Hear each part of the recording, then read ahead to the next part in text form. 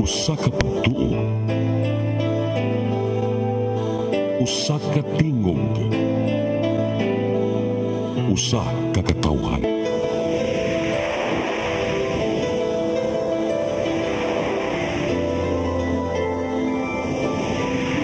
Cebu Catholic Television Network.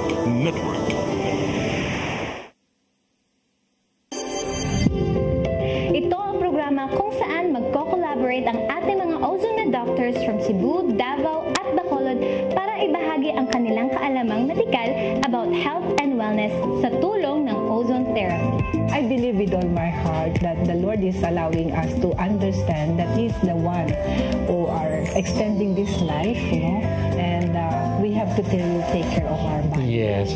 Matag episode among ipaambit ninyo ang mga healing testimony sa among mga pasyente sa Ozone Med Luzon, Visayas ug Mindanao. Ang mga pasyente nga kanhi nawad-an na og mga paglaom.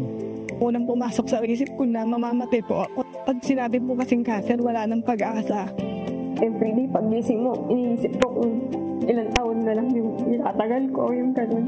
Pero nasaksihan nila ang gihimong milagro sa atong Ginoo sa ilang mga pamilya ug sa ilang kinabuhi. Talagang dito kami nakaranas na kami lumusog, nakakain, nakatulog, sa tulong na rin ng Diyos. Learn from our Ozone Med doctors and be blessed by the testimonies of our overcomers. Salamat sa kabutihan ni Lord at sa Ozone Med na naging instrumento niya para kami mga cancer patient na magkaroon ng pag-asa na mabuhay at madugtungan man ang aming buhay. Kini ang programa alang sa may sakit, walay sakit o dili ganahan magkasakit. This is your path to a new start.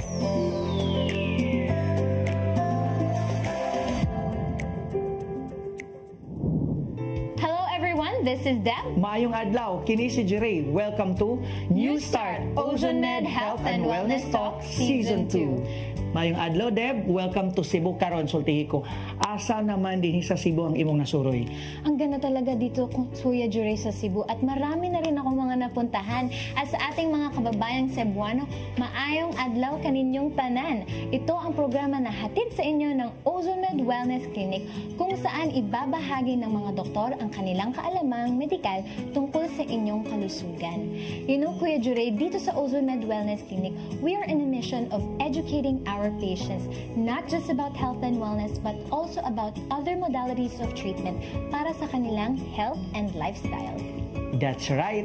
Tama si Deborah sinasabi no, this is our advocacy. Sa tanan nga managtanaw karon sa Visayas ug sa Mindanao, kining New Start among i-share ninyo ang mga impormasyon ug mga kaalam mahitungod sa inyong panglawas. Kay syempre ang panahon karon lisod na kaayo no nga daghan kay tagipambati sa atong lawas ug dinhi sa Ozone Med ang ozone therapy ang among gitagana para kaninyo. Dili lang sa mga may cancer, hasta na sab sa mga walay sakit ug dili ganahan magkasakit. Sa programang ito, sasagutin rin ng mga doctors natin from Ozone Med Davao, Ozone Med Cebu, and Ozone Med Bacolod City ang mga frequently asked questions about your health and lifestyle. Kini nga programa dili lang para sa mga may edad, hasta na sab sa mga batan-on nga nagtan-aw karon kasi ang sakit wa nagipili, mapabata ka man o mapatiguang ka, basta naay sakit mas kinahanglan nimo ni nga impormasyon. So Deb, karon kay season 2 na ta, unsa may angay atangan sa atong mga viewers aning atong mga episode sa season 2? Naku Kuya Jeray, this is exciting dahil this season 2 magko-collaborate ang ating mga doctors from Ozone Med Cebu, Ozone Med Davao, and Ozone Med Bacolod City at pag-uusapan nila ang mga relevant health concerns like what causes cancer, metastasis, chronic diseases, and the power of nutrition and the benefits of ozone therapy na napatunayan na ng ating mga pasyente. Wow, nindot kaayo ang among mga gitagana nga topics para kaninyong tanan. O syempre, then magsugod na tatawgan ng inyong mga bana o asawa, mga silingan, mga kapamilya nga nagkinahanglan. Ani nga topic, no, ani nga episode kay daghan big i-share ninyo na sigurado ko nga kuhaan ninyo og mga pagtulunan. Kauban ang Ozone Med Physician in Charge dinhi sa Cebu, Dr. M.I. Aguinaldo, og syempre ang atong Medical Director og Breast Cancer Overcomer for 18 years, Dr. Rio Barales. Maayong adlaw mga doctors! Thank you very much, Deb and Juray. Maayong buntag po sa inyong lahat. Tayo po ay narito ngayon sa ating pong clinic dito sa Cebu BPI Corporate Center. And we would like to really give you more information about the ozone therapy. At hayaan niyo po muna akong i-introduce sa inyo ang aming gwapong-gwapo at matalino na ating pong physician in charge here in Cebu, Dr. M.I. Aguinaldo. Hi, Dr. Rio. Hi, Dr. Rio. Thank you. Salamat. Salamat po. Hello po sa mga Cebuano dire. Welcome po sa ating episode today and sa mga taga-Bisaya.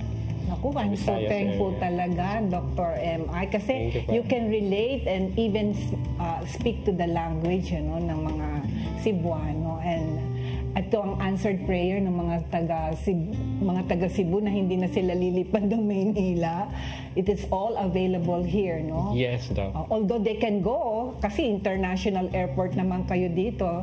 But again, ang ating advocacy is also giving them information that this ozone therapy is available now here in the Philippines, no? Yes. And then at the same time, give them the information that they have an option of treatment for their cancer case. Ngayon nga, nakikita natin na hindi lang para sa cancer, para sa iba-iba pang mga sakit. No? And even those na who wanted to maintain their healthiness. Pero mayroon tayong special topic ngayon pag-uusapan. Ano po ba yun, Doc? Di ba? Kasi iyon ang mga karamihan din, yung ang sakit na ito nakikita sa men, usually in the men, colon cancer. So, what is colon cancer? I think sa mga lalaki nga, sabi nyo nga po, ay super common ito. And dito sa Visayas area, specifically sa Cebu, ang dami nating mga patient with colon cancer. So, can you give us a background kung ano po yung definition ng colon cancer? Okay. Nag-uumpisa yan kasi, yung sa mga kinakain natin. Malaking factor kasi yun, no? Once na yung mga kinain natin ay talagang hindi nating nailabas mabuti, nagkakaroon ng bara, sa ating mga colon. And even yung lifestyle natin na alam mo naman, maraming mga habits sa mga kalalakihan, kung ano mga pulutan nila dyan. Kung ano nakaano dyan sa harapan mo, talagang dadamputin na lang yun. Kasama na yung mga pag-inom ng mga malalakas na alcohol content. Kaya sama-sama yan Hindi lang colon, pati yung atay nila. Nagkakaroon ng affection. So, once this colon or yung mga bituka, small intestine, the large intestine are being affected at hindi nakakalabas yung mga dumi na yun, usually, yun ang nag-uumpisa na. Nag-uumpisa na yung bara na yun na nagkukos ng bukol doon sa parte ng katawan ng tao. Yan, tama po. So, sabi ni Doktora, yung bukol na yon, minsan talaga nagsisimula ito sa mga polyp lang. Ayan, usually, polyp yung itsura parang parang ubas-ubas lang, malambot lang siya, Yes. And then also, it can be taken out during the colonoscopy. Yeah. And yung mga polyp na yan ay talagang hindi naman right there and then madadiagnose natin na colon cancer na ito. Hindi. Yung colon cancer, it would take time. Yung mga polyps niya, kaya binabantayan talaga to. Usually, mga 10 years, tinitingnan talaga yung polyp kasi baka mag-progress ito to a colon cancer. Solid tumor. Yes. Oo. Anong yung mga diagnostic natin na di ba, nire-request din, kaya nalalaman ng mga pasyente. Usually kasi dumadating na sa atin, may diagnosis na. And so we are just offering talagang yung decision-making ng pasyente. Very important kasi yun The initial step of the patient who have received the diagnosis, they should be confident on that. They should be well-informed about that. Yun ang parte natin, we have to explain to the patient what is happening, And then kung naintindihan ng pasyente yon at naunawaan din niya, then he would have a very confident and decisive decision, di ba? Tama, Doktor. Pero bago tayo mag-shift to how do we detect the colon cancer, sino po ba, doktora, ang mga merong matataas ang risk for having those kind of cancer? Sabi nyo na nga po kanina, ay pwede ito maging genetic, kalalakihan, meron ng history before. Oo. Because of the yung mutation nga ng mga DNA natin, Kaya kung may lahi po kayo, talagang annual executive check-up also once you are in the age of 50. Yes, tama po. Di nga lang 50 ngayon Mas dapat earlier pa earlier, pag may history na. Oo, may history, may familiar history, Colonoscopy is one confirmatory also. But of course, yung biopsy, pag kinuhaan ka, confirmatory. Yes po. How about smoking and alcohol, Doc? Meron po bang factor yun? Yes, napaka-risk factor talaga yun. One of the risk factor yan. Ang bilis. Since ito ay talagang ito yung second brain ng katawan natin yung colon Kaya pagka nagkaroon ng diferensya yan, Kaya nga po talaga mako-connect natin, doktora, sa mga kalalakihan kasi sila yung hindi mapili sa pagkain, tapos sila pa yung may mga vices like smoking and alcoholism. How about any conditions like inflammatory bowel diseases, yung laging nagtatain? Yes. Yan, meron po bang risk po ito? Para yes. So, kasi nga inflammation, when you are always exposed to a lot of inflammation, ang daming nagkakaroon ng bad side effect yun sa intestinal metabolism mo. Okay? Yes. So, pag nag-accumulate yun day to day, and at a longer time, ayun na, nagkukos na derailment sa system. Yes po. Kasi yung cells natin, dapat constant na ganun yung itsura niya. Kung lagi nagkakaroon ng inflammation, ang cells po kasi to protect itself, kailangan niya mag-change. Pag lagi siya nag-mutate to protect itself, parang mukha na siyang zombie. So mag-mutate na siya to cancer cells. Kaya ayaw natin na laging nag-iiba-iba yung itsura ng cells natin. So, meron tayong family history, mga kalalakihan, mga nag-smoking and alcoholism. Meron pa po bang mga ibang pwede nating mga risk factors? Malaking factor yung mga kinakain talaga. Yes. Mga nutritional. Talagang tayo doon, very i-emphasize natin mabuti yun. Once you are diagnosed already, of course, kasi kung parati ka pa rin kumakain ng mga dati mong kinakain, remember, ang beet, hindi mo basta malalabas yan kaya talagang sana yung soft diet lang ka, high fiber diet ang para may cleansing effect din.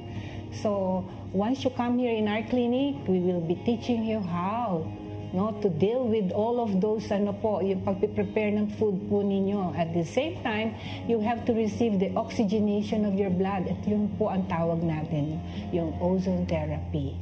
So, kailangan po makapunta po kayo dito at maintindihan nyo po ang mga informasyon pa nating ibabahagi po sa inyo. Kasi iba-iba pong pasyente, may mga different reaction din po tayo. Hindi lang ng isa to okay sa kanya, yung sa isa naman okay din o hindi okay sa kanya. Kaya ina-assess po namin mabuti yon kung ano yung dosing and the formulation appropriate for a certain case. Yan, tama, doktora. Kaya dito sa sa clinic natin, sa Ozone Med Wellness Clinic, talagang tinitingnan natin yung mga possibility na yung talagang nakaka-cause ng colon cancer, and we will prevent it para magkaroon ng further damage. Katulad ng mga kinakain natin, sabi nyo nga po, doktora, kasi yung katulad ng red meat, nakaka-cause yan ng colon cancer, and yung mga process, yung mga toxins na nagbubuo-buo doon sa colon natin ng matagal at hindi natin na dudumi agad-agad because wala tayong fiber,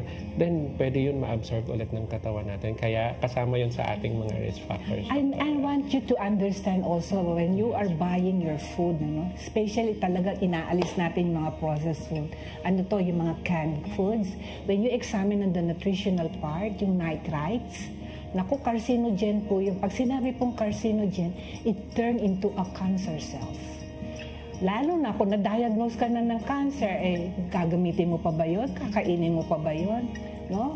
Understand the logic of eating all of those processed canned goods, talagang parang pinabayaan mo na talaga ang sarili mo magkaroon at marami pang ma-mutate na cancer sa Tama, Doktora. Maliban sa canned goods, ito yung mga paborito ng mga batang, yung mga magulang na pinapakain sa mga bata. Yung mga tosino, yung mga nakalagay sa chorizo, ano pa ba, yung mga hotdog, yan, marami yung mga nitrites. Kaya mga nanay dyan, mga tatay dyan, iwasan natin ang pagluluto at pagbibigay sa mga bata ng mga ganong klaseng pagkain. And we're hoping sana maging high po tayo, yung ma-encourage po tayo dito na talagang start it with the farming your own backyard and eating all your yung mga tinanim natin na ma-start na natin sa mga bata. Tama.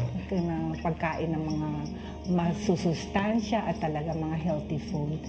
Pero question, Doktora, how do you know kapag yung pasyente ay merong colon cancer? Ano bang mga simptomas o nakikita sa mga pasyente kapag meron isang tao na may colon cancer? Ay, madalas yung abdominal pain niya, no?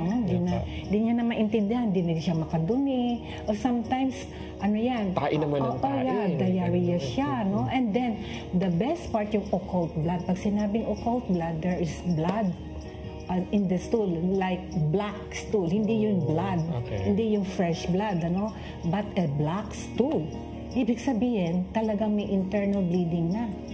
At dahil doon, dahil nagkakaroon ng blockage yung kanyang, yung daanan ng pagdumi na yon, lalo na kung hindi mo mailabas lahat yon, accumulate ng lahat yon, nagkukos talaga ng a lot of problem. At napakadali ang pagkalat nito. Kasi ang daming mga vessels dyan sa abdominal natin. Nandyan ang lymphatic natin. Yung mga lymph nodes, yung mga abdominal lymph nodes na yan. Ang bilis ng pagkalat yan. Remember, this is our second brain. Yes. So we have to be really careful and examine yung ating colon defense. Kung ayos tayo, sometimes talagang minsan napapabayaan. Gusto nilang kainin pa rin yung mga gusto nilang kainin.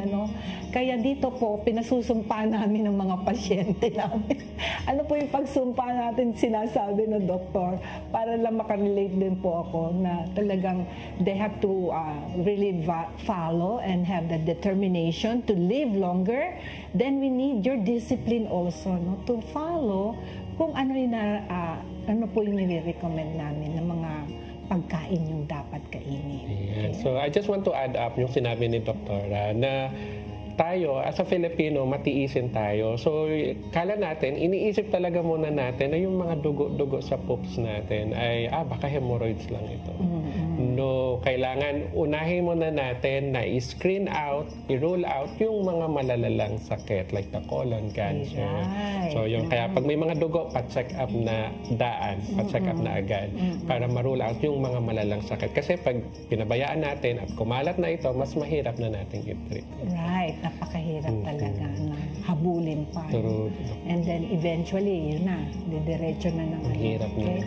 What's so important also for us here is that when we meet patients na on the bridge of his decision making, kasi ang daming gumugulo talaga sa kaisipan ng isang na-diagnose, like for me, yung experience ko, talagang nandun na, nakaset up ka na ito ang plan of treatment, conventional ka talaga. And I really, I can relate to them na andun yung depression, nandun yung denial. Kailangan ma-deal din natin yun, Doc, Kasi, di na ako makakakain ng ganito. Kung pinipili po ninyo ay talagang mabuhay pa at magkaroon ng kwalidad ang buhay ninyo, may purpose pa po kayo, at hindi po kayo kukunin ni Lord ng basta-basta. Kung tapos na ang inyo pong purpose, talagang kukunin din po kayo, Pero I believe with all my heart that the Lord is allowing us to understand that He's the one who are extending this life, And we have to take care of our body. Yes, Doktora. Very good. So, let's review yung mga simptomas na kailangan ninyong tingnan. Okay. So, meron tayong blood sa ating dumi. Meron tayong iba't ibang klase or parang changes sa ating pagdumi. Like, yung isang araw, nagda-diarrhea tayo. Sa mga susunod na mga araw, hindi tayo makadumi. Tapos, meron tayong pagsusuka. Minsan nagsusuka tayo dahil nagdudugo na tayo sa loob din. Minsan nagkakaroon tayo ng parang panghihina kasi kulang na yung red blood cells natin. So nanghihina na tayo. Easy fatigability. Minsan nangangayayat na tayo. Unexplained yung mga pagbagsak ng ating katawan. Yes, biglang baksak. And also yung sakit sa tiyan, yung abdominal pain, o kaya may bloatedness. So yun yung mga yun. So meron pa po kayong idadagdag mga simptomas na baka nakalimutan or hindi ko nasabi. Ito nga, din, yung mga predisposition din nila talagang discarrel na rin. Kasi hindi nila maintindihan saan nanggagaling yung yung sakit na yun. Sometimes nasa tiyan lang, minsan ikot-ikot talaga. Kasi ganun ka-aggressive din ang mga cancer cells. Lalong-lalo na po sa colon cancer, marami pong blood vessels yan. So, kaya kailangan mabilis talaga yung action kasi pag pinabayaan siya, ang bilis kumalat talaga. Yun, doon tayo papasok ngayon. Yes, paano nagkakaroon ng mabilis na pagkalat, and we call it the metastasis. Okay? There is a metastasis once there are other areas of the body being affected by the cancer cells. Yes, Doktora. Kung ano yung malapit, Imaginein mo yun kung sa babae, ang daming mga daming organ kasi sa amin, like sa female reproductive. Female reproductive, nandun ang ovary, fallopian tube, nandun ang uterus, And then tapos may colon ka na, naapektuhan na yung kakadikit lang. Yes, kasi magkakadikit yan yung kidney. Hindi na rin makaihi, Talagang importante na talagang bigyan ng panahon, At usisiin, hindi lang simple na may dugo or kailangan patingin talaga. Yes. So kung meron na kayong mga ganong simptomas at meron na po kayong suspetsya na meron na siyang colon cancer yung isang tao, ano naman po yung mga diagnostic test or laboratory test ang pwede nating hingin o i-request? Oo, simple as fecalysis also, yung stool exam natin, yan ang mga may mga colonoscopy also. Ano po ba, Dok, yung colonoscopy sa mga hindi nakakaalam? Ang colonoscopy, di ba, ginagamitan ng specialized optic fiber na nasisilip yung lumen, yung pinaka-mucosa ng mga colon. Parang may camera, Doc? May camera yun. Nakikita na ng doktor yun. And then, if they see the patency and if there are some solid tumors or polyps or different in the layers of the mucosa, doon na sila nag-i-stage din. Kung anong layer na ng lumen ng colon ang tinamaan ng cancer, napakahirap. Sometimes kalahati ng buong bituka mo talagang kailangan tanggalin. Kaya sometimes ina naman na magdi-deal talaga yung isang pasyente. Am I be in the colostomy for the rest of my life? Yung mga ganun Kasi nga hindi na pwedeng i-anastomose, So andun pa rin sa decision making ang mga pasyente. Doon pala sa pag-iisip na yun, talaga nangihina na sila. Tama. And then, it's joyful for us that we can also give them, it's not a falso, but we believe in the miracle, And we really tag the oxygen molecule as a super miracle molecule na nagtatransform ng different reaction, which is good reaction to the body. Apakaganda talaga, Doc. So, after this, our break, i-expound pa natin ng a great effect of this ozone therapy and how we deliver the oxygen molecules into the body of the colon cancer patients. Yan. So, we will be back po in a short while. Thank you, Doc M.I. and Doc Rio. Babalikan natin sila mamaya. Sa ngayon, Kuya Juray, kwentong Ozone Med muna tayo. Ikaw ang nag-i-interview sa ating mga pasyente about their overcoming stories. Anong pakiramdam pag naririnig mo sila, nag-share sila ng kanilang mga healing testimonies? Actually, no, kung every time nga mag-share sila sa ato, ma-feel yun nato nga, wow, Lord, ginamit mi nimo, Lord, sa ilahang healing stories, no, sa ilahang healing journey. But you know what? Every time nga mag-interview ko sa mga pasyente nyo, makita yun na ako kung giunsa yun papagamit sa Ginoo, no, sa kanilang healing journey. But hindi lang ka na, being a blessing, no, na makita na mo nga, di lang sila ang naayo, natabangan pa pod nato ang ilang mga pamilya, kung unsa sila ma-educate, kung unsa angay niya ng buhaton, kung sila magkasakit. O syempre, saksi mi sa mga gihimong milagro sa mga Ginoo sa buhay sa atong mga pasyente o sa ilang mga pamilya. Yes, Kuya Jure, agree ako dyan dahil ang dami na nating narinig ng mga healing stories from our patients na naging inspirasyon sa ating mga bagong pasyente. Yes, tama ka, Deb. Kining mga testimony na ito yung nag-push nila nga, ay, naagiday na ayo. So, ganun yung kwento ng ating mga pasyente. But you know what? Isa na usab ka testimony sa atong mga pasyente nga atong yun talagang makaingon yun mi nga, Lord, grabe ang imong gibuhat kay kini nga pasyente. Wala pa mi nag-open sa Ozone Med Pampanga, naanat na siya sa among Ozone Med Quezon City. So imagine from Pampanga to Quezon City mo niyang gibiyahe para lang magpa-ozone therapy. Ug daghan pa kay ni sag nahimong challenges kay gikan sa stage 1 naging stage 4 unya naging nagmets usab sa iba't ibang parts sa iyang lawas pero kaluoy sa Ginoo karon usa na siya sa atong mga overcomers. So ato na silang atangan, Deb, kinsa man ni siya? Yes, panoorin natin ang kwento ng pasyente from Ozone Med Pampanga. Kasi pag cancer, parang katapusan na agad. Everyday pag-gising mo, iniisip ko kung ilang taon na lang yung itatagal ko, yung gano'n. Paano yung anak ko, paano yung nanay ko, yung gano'n. Ako po si Jed Galura, 38 years old, diagnosed with breast cancer stage 4, METS 2, bones, liver, and brain. Diagnosed ako last, 6 years na. October 2018, ako na-opera.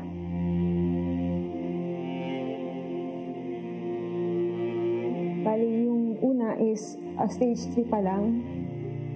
Then after few months, nalaman ko meron din ako sa bones. Hindi sila nakita sa liver. Ang bata pa ng anak ko, so parang hindi ko, kasi pag cancer, parang katapusan na agad. Everyday pag-gising mo, iniisip ko kung ilang taon na lang yung itatagal ko, yung gano'n. Paano yung anak ko, paano yung nanay ko, yung gano'n. Takot. Kasi ang bata pa ng anak ko, tapos single mother ako, so parang iniisip mo. Kasi ang nanay lang naman yung magmamahal ng gano'n sa isang anak eh. So natatakot ako para sa anak ko. Kapag nawala ako, paano siya?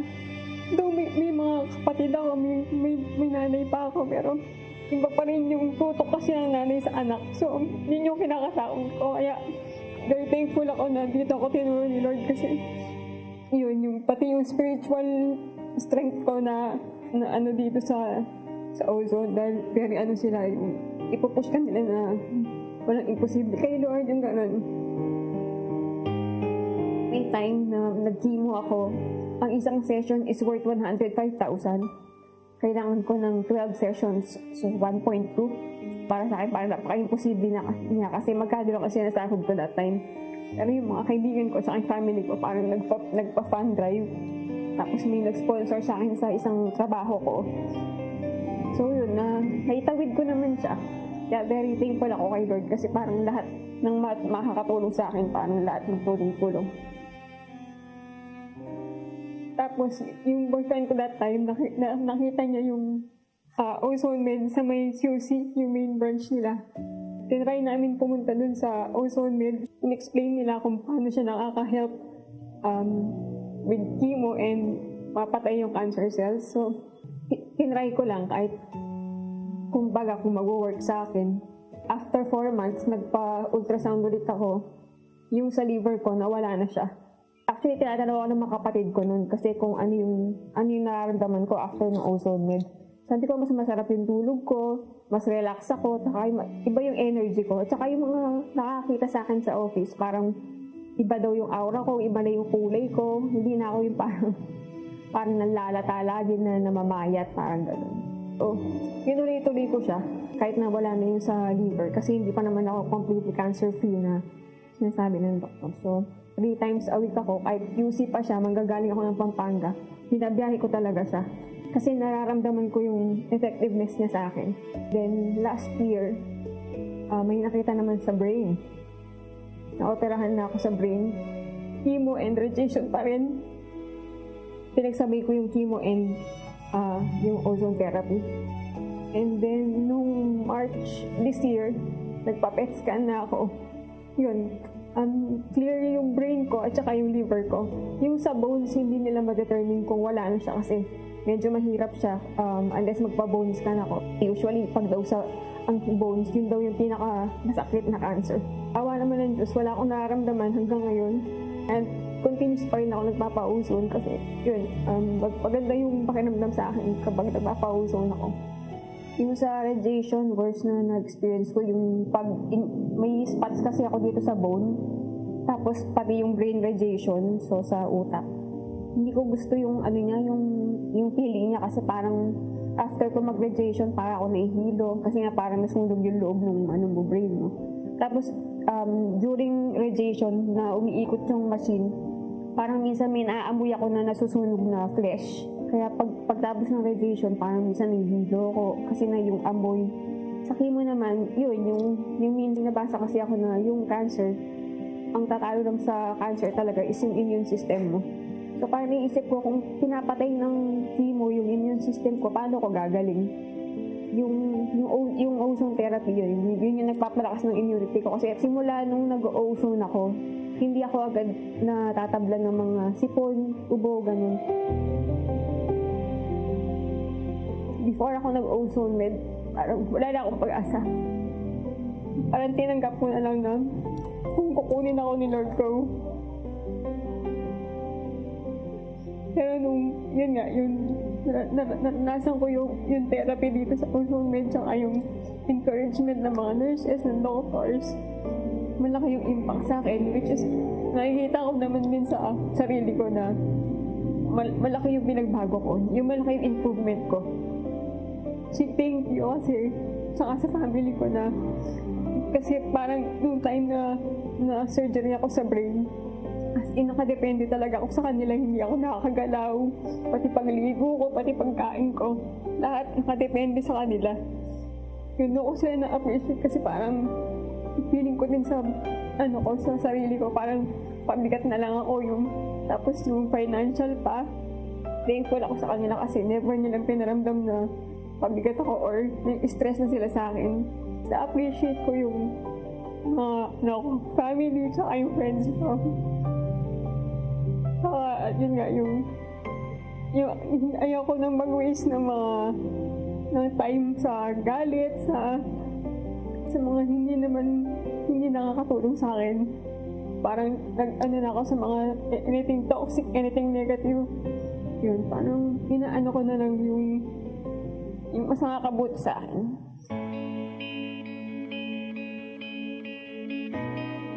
Sa mga kaedaran ko or mga kabatch ko na may pinagdadaan ng karamdaman, disiplina lang sa healthy living mo, surrender mo lang kay Lord. Walang imposible. Yun, yung exercise, parang kailangan mo nang maging disiplinado na maglaan ng oras talaga para mag-exercise kahit umuulan, kahit tamad na tamad ka. Yun, which is nakakatulong din kasi na-try ko siyang 1 buwan na exercise, tapos plant-based lahat yung minakain ko. Nung nagpa-blood test ako, bumaba yung tumor markers ko, yung CA-15-3. Yun yung pinaka-lowest na tumor markers ko sa buong journey ko sa cancer. Yung healthy lifestyle niya para magtuloy-tuloy. Sana may chance pa akong makapag-travel. Kasi talagang yung cancer, kukunin niya lahat sa'yo eh. Kasi mag-astos siya.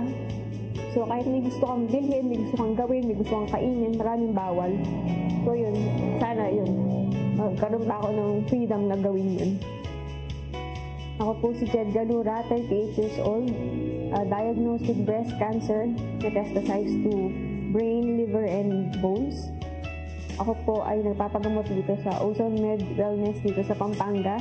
Nagpapagaling at patuloy pa po magpapagaling. 8. Ano nga ba yung mga diagnostic test na natin na nire-request, no? So usually po ang nire-request natin ay yung mga blood test. Titingnan natin kung meron bang mga bleeding na present at that time. So nababawasan yung mga red blood cells, hemoglobin, and hematocrit.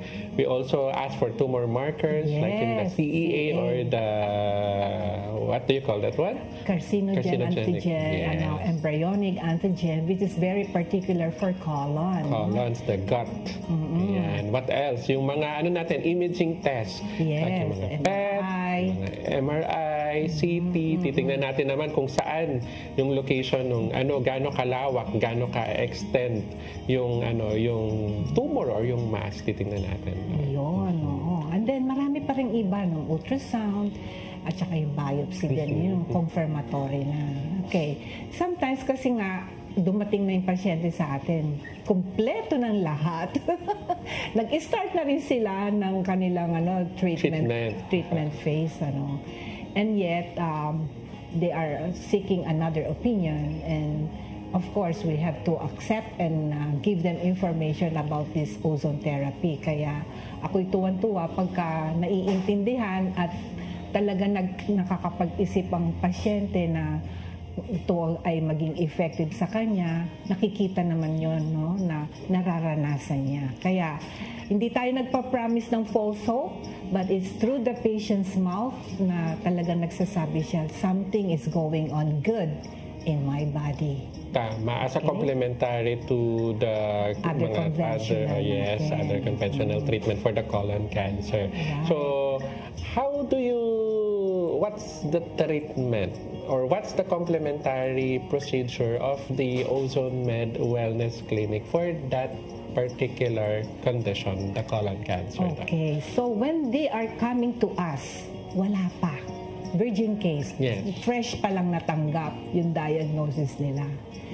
We really recommend mag-go ozone therapy siya. Because it's very important that the blood should be well oxygenated. It's again, we can say it's a preventive aspect for us because malawak ang trabaho ni ozone molecule no? Especially dun sa mga blood vessels wherein, di ba, infusion tayo, no? Infusion approach na doon siya ginagamit natin with the blood flow and with this reach of the oxygenation of this blood, makaka-reach yun sa mga lymphatics, sa lahat ng vessels, sa lahat ng part ng colon mo din, parang nai-infuse siya, nape-permeate ng oxygen molecule. At yun ay nagiging malakas natin na weapon, no? Yes. To increase our immune defense. Kaya masasabi natin na treatment na rin siya, at the same time preventive. Kaya hindi matatakot ang pasyente pagka talagang kailangan tanggalin, kasi confirmatory, no? It's very important na ma-prepare din ang body so that it will be a very successful surgical approach naman. Now, also, it's a very good approach also na preparing the body once the patient is chemotherapy first. So, maganda din sila, combination of everything, no? Kasi para sigurado. Tama. Okay. But there are some patients na talagang hinang-hina na talagang full blast naman niya ang kanyang yung kanyang treatment. And they are seeking for more energy so that they could still move on with the quality of life. Kaya ozone therapy is also coming in, no? Because yung one of the mechanism of action is to the mitochondrial level mismo, no? Yung kanilang baterya ng bawat cells. Once we oxygenize the body cells, no? Talagang supercharged siya. Energy talaga ang ibibigay mo. So yung oxygen natin, pupunta dun sa powerhouse of the cell, which is the mitochondria. It would be converted to adenosine triphosphate or the ATP. Siya yung magbibigay ng energy sa bawat isang cell sa katawan. Correct ka dyan. Yun yung ATP, yung pinakang powerhouse, ang fuel ng cells natin. Kaya dito talagang tuwang-tuwa sila, sabi nila, kahit na nagkikimo sila, hindi ganun ka yung mga nararamdaman nila. Suwabe lang.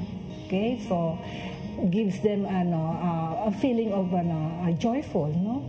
Even they are receiving all of this.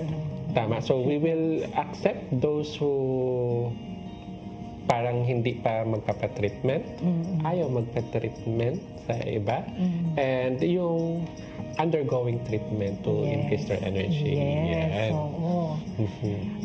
Okay, meron pa rin tayong kailangan ma-discuss na mabuti, no? Na paintindihin sa kanila na hindi to na parang palliative lang, kung ano lang yung pwede mong kainin mo ng lahat. But again, we really emphasize that the nutrition part is a big factor for recovery, and marami tayong nakita talagang transformation, na kung susundin yung protocol na approaches natin dito, and we really don't stop talking about it, and then while they are receiving the ozone therapy, which is our major approach here in our clinic, no, they are also receiving some guidelines and counseling about the nutritional part, which is a big factor also for the quick recovery. Yeah, and tama po. We really maximize kung ano yung pwede nating mabigay sa patient. Not just the ozone therapy, but also the lifestyle, yung diet nila, kaya tinuturuan natin sila with our New Start program. Kasi meron na tayong mga inflammation, na-destroy na yung katawan natin because of the colon cancer, the effect of the treatment that they were getting. So, we don't want na magbigay pa ng another insult or another injury because of the mga inflammation at mga other causes sa mga pagkain na tinitake natin. Totoo yan. At yun nga sinasabi natin, babalik na tayo doon sa metastasis, yung spreading of the cancer cells from the primary colon to the adjacent organ. Paano na kung talagang full-blown na, lahat na? Yes, di nasa na siya, nasa stage 4 na siya. Yes po. So, nag-grade tayo ng ating staging sa metastasis. Pag stage 4 na siya, lumagpas na siya dun sa wall o dun sa bakod ng colon natin. Nandun na siya sa labas or nasa gawas na siya ng colon. So, ibig sabihin, pwede siyang tumaan sa blood vessels, sa mga ugat-ugat natin, sa dugo. Pwede siyang tumaan sa mga lymph channels natin, yung mga lymph nodes natin. Pwede siyang dun kumalat or pwede dun sa mga karatig na mga organs natin. Tapos saka na siya kakalat sa ibang parte ng katawan. At dun din nagpa-plan of treatment ang collaboration of all the doctors, no? The surgeon, the oncologist, and even us right now, no?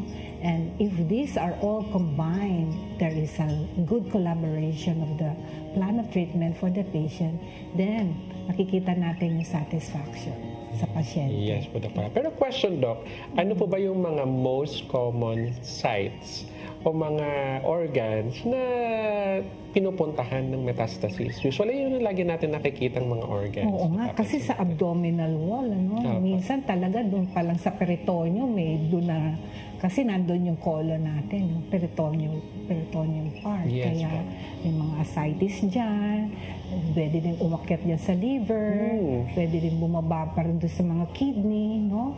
At yung nga, sa mga female, they can also be seen in an ovary, no? Sa urinary bladder, ang daming pwedeng puntahan. Ang kagandahan ng ozone therapy, dahil parang may turo siya. Yun ang sinasabi ko nga. Talaga, they can sense where is the primary focus, and then at the same time prevent that cancer cells. Why? Because once this oxygen molecule are being infused, no, talagang siya, nakabantay na siya sa bloodstream natin yung cancer cells na yan. Parang nagkaroon na siya ng may tali, kumbaga sa horse, nagkaroon ng control yung immune system mo. Yun yung immune defense mo. With their racket. Yes, and they have their control. Yun ang primary goal talaga natin, to increase their immune defense. Yes. And then dito na magbabalance yung kaya ang tawag nga natin sa ozone therapy is immune modulator, no? Ibig sabihin kung ano yung kulang, ano yung deficiency, i-repair ni oxygen molecule yon, no? And then it will store back. No? Malaki talaga ang mata ng mga nagre-receive ng ozone therapy. Paano nangyari yun? Wala yung pain ko doon. Immediate, sometimes immediate, instantly, nawawala ang pain because there is pain management also in ozone therapy. Tama. Yes. Kaya meron tayong mga kinokontrol din natin yung mga pain because of yung pag-compress or pag-metastasization sa mga area na yun. Usually, yung mga metastasis natin nakikita, doktora, sa clinic, from the colon cancer, yung primary site natin, ay yung sa liver, yung maraming blood vessels, sa lymph nodes, sa peritoneum, yung parang environment ng abdomen natin. Kaya minsan, nire-request din natin yung wash, peritoneal wash, para makita kung meron bang kumalat doon na cancer. And also the brain, yung lungs natin, and the bone. Ayun yung usual. Favorite nilang puntahan yan. Kaya kasama yan sa scanning natin with the laboratories. Right. Ayan. And we also see the progress and improvement, whether the body is really taking control na, no? By taking all of those blood pictures also. And the scan, of course, natin, medyo mahal lang konti, no? But of course, just to be sure that the patient is out of the risk na situation niya. So we have to also check this out, no? Kaya nga collaboration. Tama. Pero may question ako, Doc. If you were diagnosed with colon cancer, gaano po ba katagal or gaano sila kadugay mag-live or mabuhay? Oo nga, yun yung tinatanong nila, yung survival rate. No? May prognosis din na 5 years, no? Kung ganun na, no? Pero ang sa atin naman, we don't tell it na hanggang doon ka lang. Okay? So, we just continue to, trust in the Lord because He holds the life, no? And give advices to this patient. By the way, talaga yung psychological aspect din, biruin mo. O kunyari, nagkaroon ka na ng surgical approach, nagka-IV ka na rin. Tapos colostomy ka for life. You just have to be, to be in their shoes also, no? And giving advice to really be, determined. No? And then ozone would also really add ups, no? Talagang malaki ang factor ng oxygenation of the blood.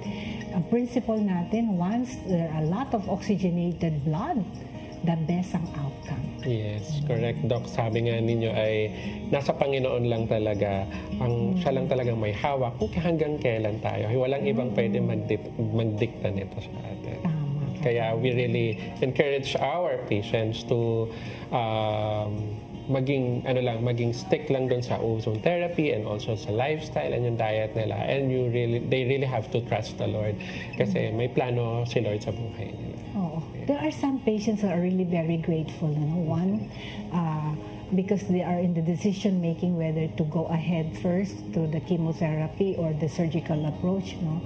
Kasi dinidiscuss naman yan ng mga doctor na pinuntahan nila. Pero I'm very, very happy once they are coming to us in a time that they are on the decision making. Okay? So, nakaka-relate ako mabuti doon. Sabi ko, Lord, if you would just allow me to talk to the patient because I can relate Talaga na-experience ko din yun when I received the diagnosis. Sabi ko, I would like to share it here in the Philippines. That's why yung aking passion na talagang ma-share yung experience na ito height na height talaga high na high pa rin. I have no downtime about it and more of speaking the share of experience, getting out of the cancer journey, no. Yun na nga, yung dinidil mo na yung psychological approach, no. Importante yun na maging well-informed sila na may kaparaanan pang iba. Tama. Para hindi sila lungkot na lang talaga. Kasi pagka din ng paningin mo, parang nawawalan ka na rin ng pag-asa. No? And then, doon tayo talagang nananalangin, pinapanalangin natin sila na somehow the Lord would really send forth His angels, no? Give them the joy the joy of really trusting, trusting and being grateful. Yun nga, yung isang pasyente, sabi niya, doktor, hindi ko maintindihan kung ano uunahin ko, magkikimo na ba ako? Kasi sabi ng doktor, hindi niya daw ako ma-o-opera pag hindi pa ako nagkimo. Sabi ko naman sa kanya, maganda, ipag-pray natin. Okay? So, I just explained to you our plan of treatment first. Sana, para mas matibay yung katawan mo because these are major procedures, surgical approach. So, Dok, ito yung colon cancer. Yes. Anong stage na po ito, Dok? Nasa ano pa lang siya? Stage 1. Okay. Stage 1. Ang presentation niya, yung constipated siya. Okay. And then, blood stool. Yun lang. Tapos, colonoscopy, confirm. Kumuha ng sample, confirm, adenocarcinoma. As sabi ko, sige, sir, sabi ko gano'n. We have to plan first of preparing your body to increase your defense so that everything will be cleared. Kasi ganun talaga, pagka nag-surgical ka, you have to have a CP clearance tayo, di ba? And true enough, sinunod niya yun. Sabi niya, sige doktora, para even yung mindset niya, talagang naka-focus doon, na naging siya, decisive talaga siya na, yes, it will give me a kick or energy about this and I will try and receive it. And true enough, ganun nga ang ginawa niya. And then, again, nag-approach na siya ng chemotherapy. I think, naka-ano siya ng phase 1 treatment natin, yung phasing of the treatment for cancer case. Tinapos niya talaga yon bago siya nag-chemotherapy. Nung nag-chemotherapy na siya, nasabi niya yung kanyang testimony, doktora, parang swabe lang. Hindi ako nagsusuka, natanggal ang buhok ko, pero hindi naman ganun talagang lagas na lagas. Pero paano po ba mga manifestations or symptoms kapag nag-chemotherapy pa sa mga hindi nakakaalam? Madalas kasi yan, nawawala na ng panlasa, hindi mo maintindihan, may mga pains ka rin, biglang backstock din ng red blood cells mo. And by the way, yun ang pinakang natin, ang red blood cells kasi nagiging flexible pagka nag-ozone therapy ka. Mabilis ang production din niya, and ito ang nagki-carry ng oxygen molecule. Yan ang carrier. Kaya po ito yung lagi natin binabantayan. Yes, kailangan mataas ang red blood cells nila. Nag-black stool na nga yun. Ibig sabihin, may internal bleeding na siya, kaya baksak yung niya. Pag kinim mo, hindi pa prepared ang body, kaya nagba-blood transfusion sila tuloy, And then, yun na, another, another issues na naman yun. Kasi, siyempre, somebody else blood yun. Yes. Of course, may screening naman tayo, matching of the blood. But, it's very safe pagka ang ginamit natin, oxygenation, is your own blood. Own blood. Ayun. Doon na-amaze yung mga pasyente. So, going back to your patient, what happened after, Ayun, natuloy na yung niya, na-undergo niya yung IV chemo niya, And then at the same time, nagpapahinga lang din siya, tapos nag-o-ozone din siya, preparing himself for the surgical approach naman. Nung natuloy na yung surgical niya, in a matter of nag-colostomy din yun. Noong 6 months. At napatunayan talaga na save, maganda yung mucosa ng niya, at na-anastomose completely. Wonderful. So sa mga mga viewers natin, yung kung ano yung anastomose, yung tinanggal, kinuha yung isang part, tapos dinikit yung mga Kasi may mga din yung complication. Kung hindi viable yung segment na yun ng colon, hindi babalik yun talaga. So, we're thankful that we within a month, within a year lang yun. Okay? So, ngayon, he's continuing following him up with a lot of oxygenation and rectal insufflation also at the same time. Ay talagang happy siya. Nakabalik na siya, pwede na siyang, hindi naman talagang balik ng trabaho ulit, but light physical work. Doc, you mentioned kanina yung insufflation. So, what's insufflation and paano po yun makakatulong sa colon cancer? We introduce the ozone medical gas through the rectum, any orifices, any opening in our body. We can put it in the ear, that covers, that gas goes into the brain cells, down to our nasal, up to the lung. Di ba? Ang Yes. ganda. So, minsan sinasabi ko parang illustration ko para maintindihan ako ng pasyente. Para mas simple. Simple. Para kayo nagpausok ng puno ng mangga. No? Sa puno ng mangga, pinausukan mo, what happened to the insects? Tatanggal. Tanggal sila, namamatay sila. And then, Mag-grow yung ng flowers, Yes. and then magiging fruit na yun. Tama. Ganon. Our body is just like a tree. No? Pagka nilagyan mo ng oxygenation yan, patay lahat yung mga bad bugs. So, mga kontrabida sa dugo. Pag sa colon cancer, saan naman po ipapadaan yung insect? Okay, sometimes we can do that sa rectum. The Okay. rectum part. We can also, kahit na naman na nakakabit pa yung viable pa naman yung stump na yon dun sa may rectal part, we can also introduce and save the other mucosa of the rectal part, yung anus. Also with urethral, sa urinary bladder and the kidney. And for the female, they did sa vaginal to cover the vaginal uterus, fallopian tube up to the ovary. Yeah, so very good with parang holistic talaga. We're not just focusing on the colon, but also yung buong parte lang din ng katawan natin na to prevent yung mga undetectable na tinatawag. Kasi minsan, through science, yung mga super liit na mga cancer cells, hindi pa na-detect yan. May certain laki or certain number of cells pa para ma-detect yan ng mga imaging and the test. So, kahit maliliit pa, pwede na natin ma-prevent na lumaki siya or kumalat. Kasi pwedeng kumalat yan sa brain, sa ibang parte ng katawan. So, with ozone therapy, nadadaan sa blood, we can really, really target that up. Okay. Sometimes it's very emergency na yung pagka talagang profuse na ang bleeding. Diretso talaga yan sa surgical approach. Okay? So, we wrap up with the colon cancer, no? And then we'll invite our viewers for a certain prayer. And we'll seek the Lord's wisdom and grace, no? And lead them to the healer. Okay? We'll do that. Yes. Okay, inaanyayahan ko po kayo na sumabay po tayo sa panalangin ito. No? Pasalamatan po natin ng Panginoon na tayo po ay nagkaroon ng klinika dito po sa Visayas area in Cebu. At kayo po ay inaanyayahan namin at maabot po kayo ng panalangin ito. No? Sumabay po kayo sa panalangin. Panginoong Jesus, salamat po sa pagkakataon nito at sa mga impormasyon na amin pong nadinig sa klinikang ito sa Ozone Med Wellness Clinic. Salamat Ama na ikaw ang aming kinikilala na dakilang manggagamot at walang imposible sa iyo. Abutin mo Panginoon ang aming kalagayan. Kami po'y naniniwala o Diyos na kung kami magpapakumbaba at hihingi ng kapatawaran, ikaw ay mahabagin at ang kabutihan mo ang siyang magtutulak sa amin upang sa iyo ay magtiwala lagi.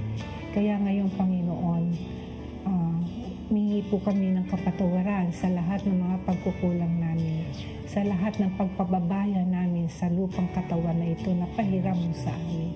Nawa, O Diyos, ay ikaw ang aming kilalanin at ang kahalagahan ng iyong pagkamatay at muling pagkabuhay ay pagtugon sa aming mga kasalanan at kagalingan, Panginoon. Kaya ngayon, Panginoon, ay sinasubmit namin ang aming kalooban sa iyong makahimalang kamay. Kinikilala ka po namin na ikaw ang tanging Diyos, tagapagligtas at dakilang manggagamot. Gawin mo po ang nararapat para sa amin. At dinideklara ko po ngayon pa lang ay inaangking ko na ang aking kagalingan at ang buhay na walang hanggan na pangako mo sa sino man tumanggap sa iyo.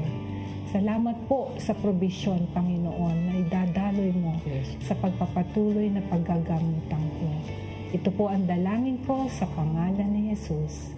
Amen. Amen and amen. So before we end our episode, let's invite them to our clinic here in Cebu. So we are located sa Unit 1207 sa 12th floor ng BPI Corporate Center sa Cebu Business Park sa Ayala. Near natin ay yung Metro Ayala and Red Planet naman. Yes. Also, we have a scan and QR code, try to visit us in our website, ozonemedclinic.com, and you will see all the scan and the QR code so that you can come here in our clinic for a booking appointment.